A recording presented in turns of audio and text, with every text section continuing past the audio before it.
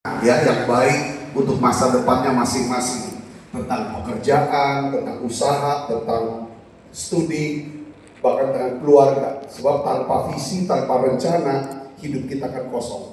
Tapi kita akan belajar hari ini saudara, ya, hikmat dari atas dari Tuhan lewat kitab Yakobus, saudara. Yakobus memberikan suatu peringatan yang sangat keras, ya, tentang perencanaan. Dia firman Tuhan bukan menentang perencanaan, tetapi dia ingin membukakan mata kita, ya kan saudara, akan 3 kesalahan fatal yang sering kita lakukan saat kita merancang masa depan. Saudara, kesalahan ini yang membuat kehidupan banyak orang jadi rapuh hidupnya, saudara.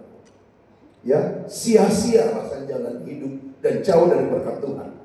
Saya berdoa saudara lewat firman Tuhan ini, saudaraku, kita bisa miliki hidup semuanya. Kita bisa hidup makarios.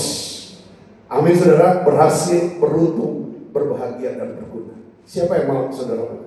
Saudara mau amin hidupnya makarios? Kita akan bahas satu-satu saudara tentang masa depan. Setiap kita, saudara mau punya masa depan yang baik? Saudara mau? Amin. Nah kita akan lihat masa depan kan? Ya, depan kita akan bahas satu-satu kesalahan menurut Alkitab. Yang pertama dikatakan, ya, kita buat rencana tanpa melibatkan Tuhan.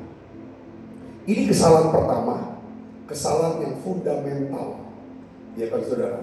Saya pakai istilah, kalau kita mau buat peta hidup, ya, buat rancangan ke masa depan, kalau kita tidak berkonsultasi dengan arsitek agung kehidupan, maka saudara, Tuhan melihat kita sebagai seorang yang sombong. Saudara, Yakobus katakan dalam Yakobus 4 ayat 13-14, kita baca sama-sama yuk saudara. 1, 2, 3. Jadi sekarang, hai kamu yang berkata hari ini atau besok kami berangkat ke kota Anu, dan di sana kami akan tinggal setahun dan berdagang serta mendapat untung. Ini satu rencana yang detail, yang jelas. Lalu ada 14 dikatakan sebagai peringatannya. Sedang kamu tidak tahu apa yang akan terjadi besok. Apa arti hidupmu? Hidupmu itu sama seperti uang yang sebentar saja kelihatan lalu lenyap. Jadi banyak dari kita merencanakan masa depan dengan mengandalkan pertama apa saudara? Logika. Saudara, bukan tidak perlu, tidak penting. Saudara, ini penting. Kita andalkan ini. Ini pasti berhasil karena masuk. Beberapa mengandalkan modal. Oh, saya punya uang kok yang cukup, ya kan, untuk mulai. Yang lain bilang, aku punya koneksi, ada banyak orang bisa bantu. Semuanya ini penting, tapi kalau Tuhan tidak menjadi pusat, saudara, pada rencana kita, ini bukan kecerdasan, tapi kesombongan rohani. Ingat, Yakobus 4 ayat 6 katakan ke saudaraku, tetapi kasih karunia yang dianugerahkannya kepada kita lebih besar daripada itu. Karena itu ia katakan apa saudara? Allah menentang. Itu nggak kata menentang, melawan. Ya, orang congkak tetapi mengasihani orang yang rendah hati. Saudaraku Yesus, ketika kita anggap saudaraku, ya kan, kita buat rencana, ambil keputusan ini dan itu, kita tidak doa dulu, kita tidak tanya Tuhan. Saudara Yesus, ya kan, kita langsung gas. Atau doa, saudara, hanya untuk menenteramnya. Dan sudah doa, tapi tidak minta. Saudara, tuntunan itu apa? Boleh atau tidak boleh?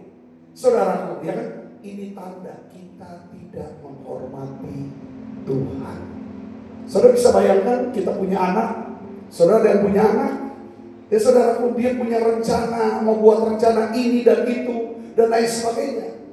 Entah dia mau pergi kemana, dia mau pakai uang berapa, segala macam. Saudaraku, dia tidak bilang sama kita. Padahal uang bukan uang dia, hidup dalam masih diurus sama kita. Saudara rasa apa? Anak ini sombong, nggak hormati orang tua. Toh kalau bisa dia bicara, aku sudah keluarin uang loh, ya, udah tahu ya kan? Bukan, seringkali kita berlaku seperti ini. Saudara mau diberkati masa depan? Siapa yang mau diberkati masa depan? libatkan Tuhan. Katakan amin.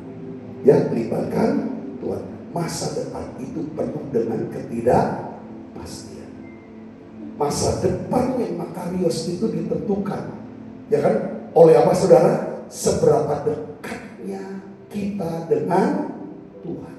Yang bisa dilihat dari seberapa besar kerinduan kita mendengarkan nasihat dan menerima